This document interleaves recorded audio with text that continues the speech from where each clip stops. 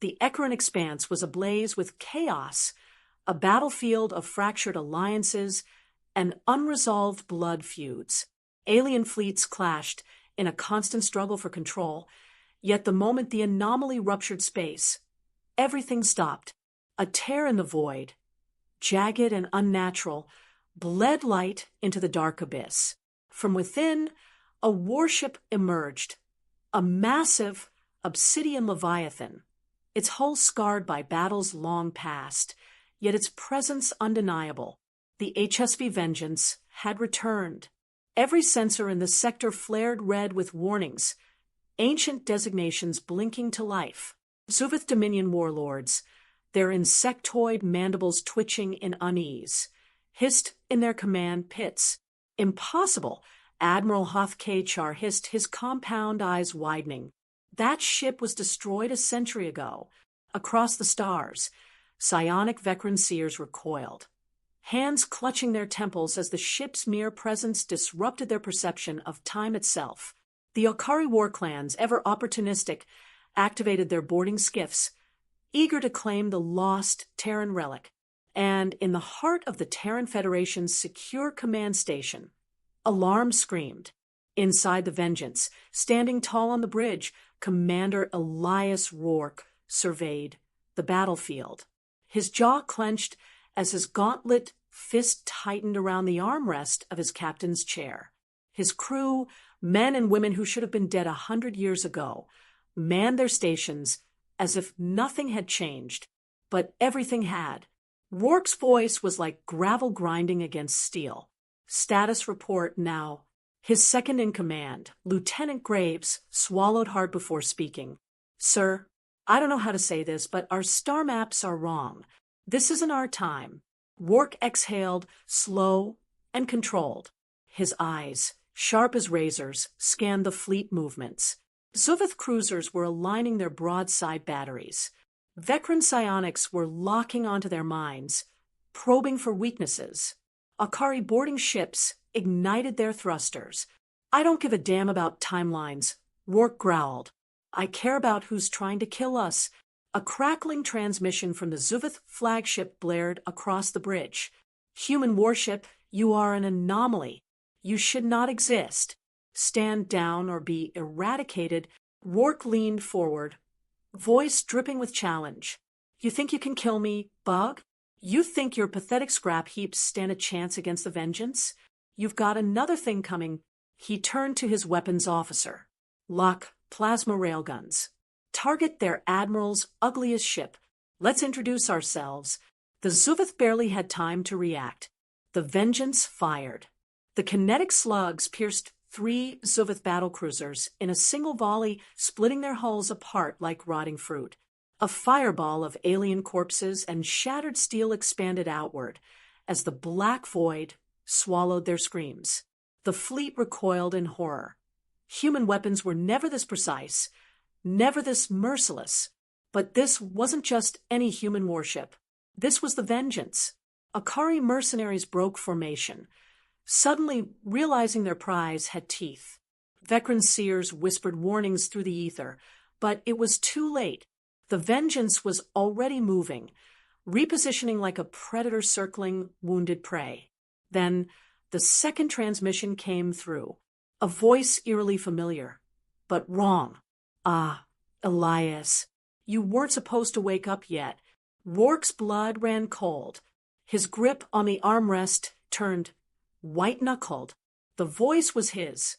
The main view screen flickered to life, revealing a second Vengeance, identical in form but corrupted, twisted, wrong. Its hull bore scars that Rourke didn't remember, and its insignia was not Terran, not human, but something else entirely. From within, an image flickered, his own face, but with void black eyes and a knowing smirk. Surprised, the doppelganger's voice was smooth, almost amused. We've been waiting for you. Rourke rose from his chair, fists clenched, his gut telling him this wasn't just another enemy. This was something far worse. The bridge was silent except for the hum of the ship's engines, but tension crackled through the air like a storm ready to break. Rourke's eyes locked onto the flickering screen where his own face, but wrong, twisted, unreadable, smirked back at him. The doppelganger leaned forward, his voice disturbingly casual. "You weren't supposed to be here, Elias." "Not yet." Rourke's jaw tightened, his instinct screaming at him that this wasn't just some trick, some enemy AI mimicking his voice. There was something deeply, fundamentally wrong about the presence on the other end of that transmission. Rourke didn't do fear. He did rage. "I don't know who or what the hell you are, but you just made the biggest mistake of your existence." He motioned for Graves to mute the channel, his voice dropping to a dangerous level. "Weapons, give me a full analysis. What the hell are we looking at?" His tactical officer, a grizzled veteran named Mace, was already scanning the second Vengeance.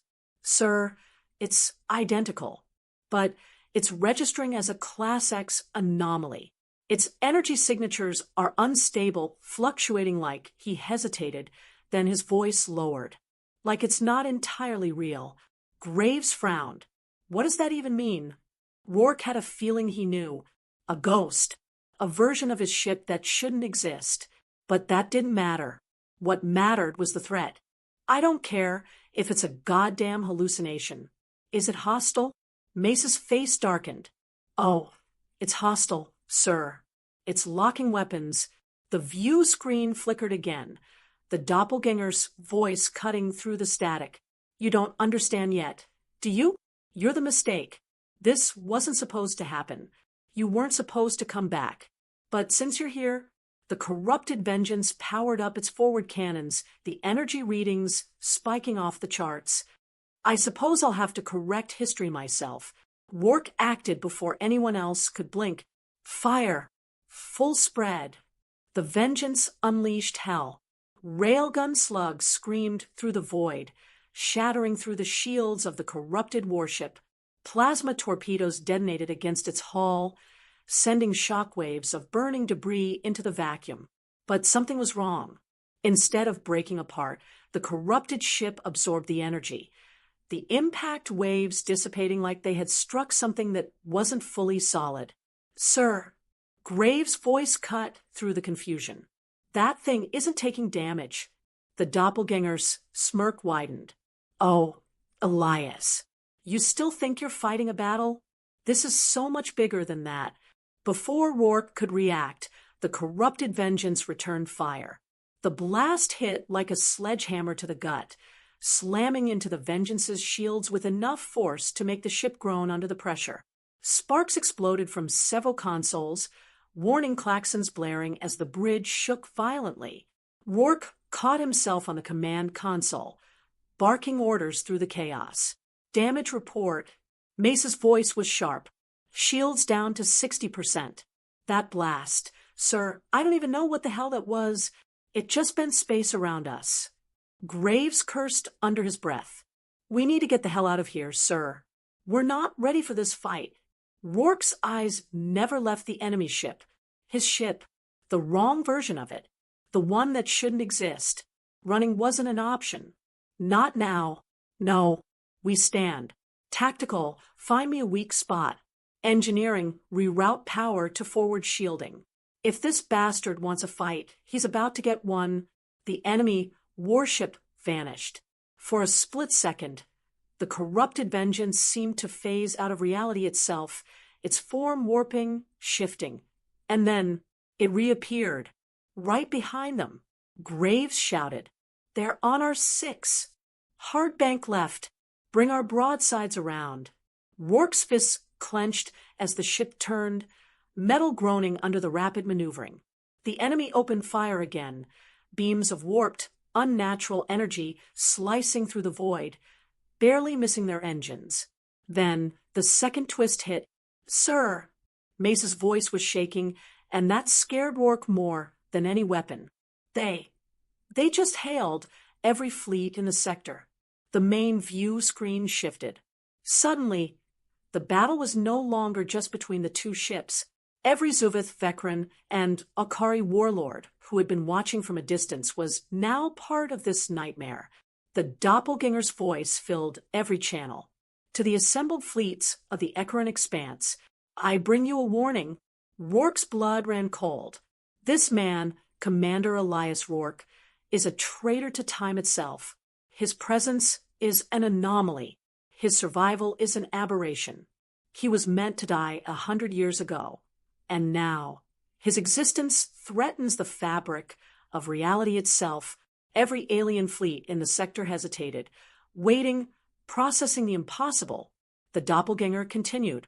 This ship, the Vengeance, should never have returned. Humanity was never meant to rise beyond its limits. I come bearing a simple truth. Elias Rourke is the reason your empires will burn. The alien fleets turn their weapons on the Vengeance. Every single warship in the Expanse locked on to Rourke's ship. A chilling silence spread through the bridge. Even Rourke, a man who had seen the worst of war, knew what this meant. They had seconds before every faction in the sector unleashed their full firepower on them. Graves swallowed hard. "Sir, what the hell do we do?" Rourke let out a slow breath, then grinned. "We do what we do best. We fight." The corrupted Vengeance vanished again, slipping into the void, as if it had never been there. It had done its job. It had turned the entire galaxy against him. And now, Elias Rourke was facing a war he couldn't win. He looked at his crew, their faces set with grim determination. They had followed him into hell before. They would do it again. Bring engines to full. Weapons hot. We go down swinging. The enemy fleets open fire. The first volley hit like a hammer, shields flaring under the combined assault of the Zuvith, the Vekran, and the Akari. The bridge shook violently, sparks bursting from overloaded conduits as the crew scrambled to keep the Vengeance from being ripped apart.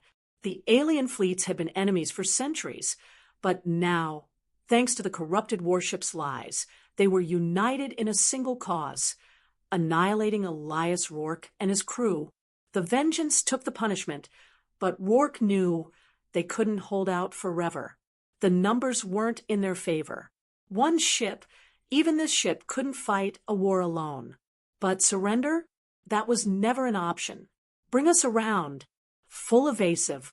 Get me firing solutions now. Rourke's voice cut through the chaos as the ship banked hard, rolling just in time to avoid another barrage that would have melted through their armor. I want those lead ships gone. Mace worked the targeting systems at lightning speed. Missiles locked, railguns primed. Then fire. God damn it. The Vengeance retaliated. Missile salvos streaking across the battlefield, railgun slugs punching holes in the Akari formation. A Zuvith destroyer erupted into a fireball, its hull crumpling like tinfoil under the relentless onslaught. Another Vekran warship, sleek and silver, shattered as hypervelocity rounds tore through its core. But it wasn't enough. More ships moved into position, cutting off escape routes, encircling the Vengeance in a tightening noose of firepower. Rourke saw the formation shift, saw the way the enemy wasn't fighting each other anymore. Only him. The doppelganger's plan had worked. He'd turned the entire battlefield into a death trap. A voice crackled over comms, cold and emotionless. "Elias Rourke, stand down. You cannot win." Rourke let out a sharp laugh, running a hand through his sweat-dampened hair. "Yeah, you clearly don't know me." A new barrage slammed into their side, the ship groaning as damage reports scrolled in red across Graves' console. "Hull breach on deck 7. Shields at 20%. Then we better start hitting back harder." Rourke turned to Mace. "Find me the weakest link in that fleet. We're breaking out." The crew worked fast, adrenaline sharpening their focus. The Vengeance surged forward, its engines burning white-hot as it made a desperate push through the tightening net. Railguns roared, missiles detonated, and ships exploded in every direction as the dreadnought punched a hole straight through the Akari line. "We've got an opening," Graves shouted, but before they could push further, space itself seemed to twist. The corrupted Vengeance appeared directly in their path. "Oh, you tricky bastard," Rourke muttered under his breath. The doppelganger's voice filled the bridge calm, knowing running isn't going to work. Elias, you were never meant to survive this long. You're a mistake, a relic. It's time for you to accept that. Rourke gritted his teeth. Let me tell you something, me. I don't do destiny. And I sure as hell don't let some knockoff version of myself tell me when I'm supposed to die. He turned to his crew. Target that ship. We're taking it down. Mace hesitated. Sir, we still don't know what it is. If it's even real, doesn't matter. Real or not, it bleeds. And if it bleeds, we can kill it. The Vengeance opened fire, every remaining weapon brought to bear against the corrupted version of itself. The two warships clashed in a brutal exchange of firepower, each maneuvering with impossible precision, mirroring each other in a deadly dance. The battlefield around them blurred into the background. This wasn't about the war anymore. This was personal.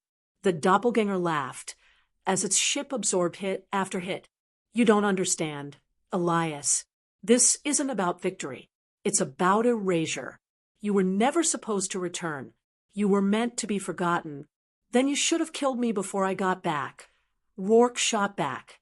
The corrupted Vengeance charged its main cannon, energy building to an impossible level. You think you're fighting for something? You're fighting against inevitability. Humanity isn't special. It was never supposed to rise. I exist to make sure it doesn't. Rourke stared at the incoming charge, his mind racing. He knew that if they took that hit, it was over. Shields were already failing, armor compromised.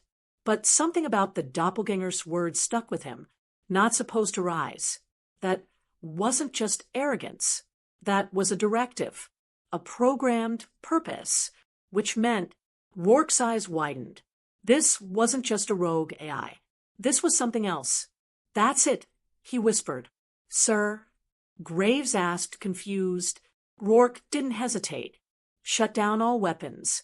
Now, sir, what? Just do it. The Vengeance went dark. No weapons. No threats. Just a ship floating in space. The corrupted version hesitated. The doppelganger frowned. What game are you playing? Elias. Just a hunch, Rourke said. You talk a big game, but you're not acting like an independent system. You're acting like a failsafe, like a machine following a script. And I'm guessing that script says you can only eliminate a threat. If I'm not attacking, I'm not a threat, am I? A long silence. Then, for the first time, the doppelganger looked uncertain. That's, Rourke smirked. Thought so. You're not some all-powerful force. You're a damn guard dog. He turned to Graves. Weapons back online. Target that thing's core. Now, the moment the Vengeance powered back up, the corrupted ship reacted too slow. The railguns roared, plasma streaking through the void. And this time, they hit something vital. The corrupted Vengeance shuddered, its hull splitting, its form glitching, flickering in and out of existence. No, the doppelganger's voice twisted with anger. This isn't how it's supposed to go. Guess I don't follow rules, Rourke said. Never have. Never will. The corrupted ship began to collapse, its structure unraveling, as if the very fabric of its existence was tearing apart. A final, distorted scream echoed across the comms before it was swallowed by the void. The battlefield fell silent. Rourke exhaled, running a hand through his hair. Well, that was a thing. Graves was breathing hard. Sir, what the hell is that? Something that wanted to erase us. And now, it's gone. He looked out at the wreckage-strewn space around them. We're not done here. The galaxy still wants us dead. But at least we're still in the fight. A moment of quiet. Then, the first enemy warship retreated. And another. The unified front against the Vengeance? Gone. The fear of whatever force had manipulated them was greater than their hatred for humanity. Rourke watched the enemy fleet scatter. He exhaled slowly, then gave a lopsided grin. Let's go home. The moment the corrupted vengeance disintegrated, Rourke knew the fight wasn't over. The enemy fleets were still there, their weapons primed, their hatred of humanity undiminished. The temporary unity against him had shattered, but that didn't mean they wouldn't turn their guns back on the vengeance at any moment. He had given them a reason to hesitate, but hesitation wasn't the same as surrender. The Zuveth Admiral's voice crackled over the open channel, layered with clicking mandibles and seething rage. You are a disease upon this galaxy, human. That ship should not exist, and neither should you. Rourke smirked, wiping sweat from his brow. Yeah, well, I hear that a lot. Yet here I am. The bridge was still dimly lit from the damage reports scrolling across every screen. They were running on fumes, shields barely holding, weapon reserves low. The crew knew it, and so did the enemy. If they pressed the attack now, it was over. Graves leaned in, voice low. Sir, they're deciding whether to finish us off. If we don't act fast, they'll make the wrong choice. Rourke's mind was already racing. He needed leverage, something that would force them to reconsider. His eyes flicked to the wreckage of the corrupted ship, pieces still floating like eerie ghosts. The tech, the knowledge of what they had just destroyed, was priceless. Every faction wanted to understand what had happened, but more importantly, none of them wanted the others to have that knowledge first. That was the opening he needed. He activated the broad-spectrum comms, his voice sharp, commanding. Listen up, all of you. You saw what just happened. That thing, it wasn't me. It wasn't human. It was something worse, something that almost erased this entire sector. And I'm willing to bet you all want answers. The line stayed silent, but he could feel them listening. He pressed on. You kill me now, you get nothing. No data, no explanations, just the lingering question of who's next. Because if you think that was the only one of its kind, you're dumber than you look. The Akari warlord, always the most opportunistic of the bunch, finally broke the silence. And what exactly are you offering, human? Rourke's grin was sharp. A trade. We get safe passage out of here. And in exchange, I give you coordinates to the last known Rift signature of that thing. You want to study it? Go ahead. You want to weaponize it? Not my problem. But if you don't take the deal, I burn every trace of this data and take the answers with me. Another pause, longer this time. The tension on the bridge was thick enough to cut with a blade. Mace whispered, Sir, this is a gamble. Everything's a gamble. Mace. Question is, do they think I'm bluffing? The Zuveth Admiral's voice returned, furious but measured. And what stops us from simply forcing that information out of you? Rourke laughed, dry and full of contempt. You can try, but my ship is rigged to wipe its entire core, if I die. You roll those dice, you get nothing. More silence. Then, finally, the Akari responded, voice edged with reluctant amusement. Very well, human. We accept your terms. But if we find that you've deceived us, yeah, you'll hunt me down, feed me to your gods, or whatever it is you psychos do. Got it? He cut the channel before they could add anything else.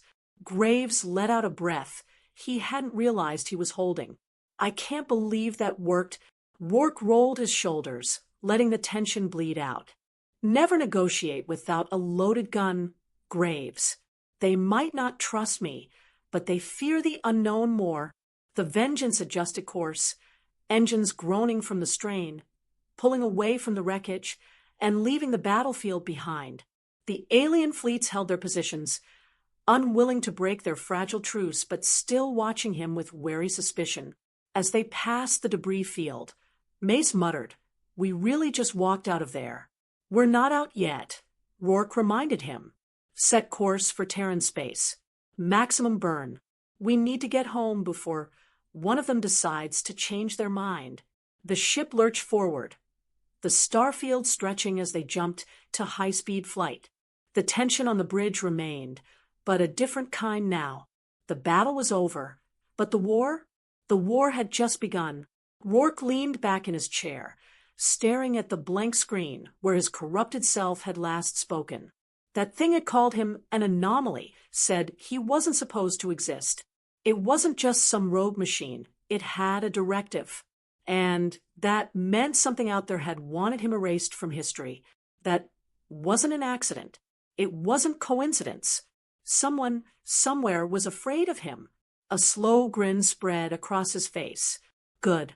Graves noticed and frowned. Sir, set up an encrypted transmission. Rourke said, voice steady with newfound purpose, I need to talk to Terran High Command. If that thing was a failsafe, we need to find out what it was protecting. Graves hesitated. And if they don't believe us, Rourke's grin widened. Then we show them what happens when they ignore the warning signs. The bridge was quiet again, but this time it wasn't fear holding them still. It was certainty. The fight wasn't over. It was only just beginning.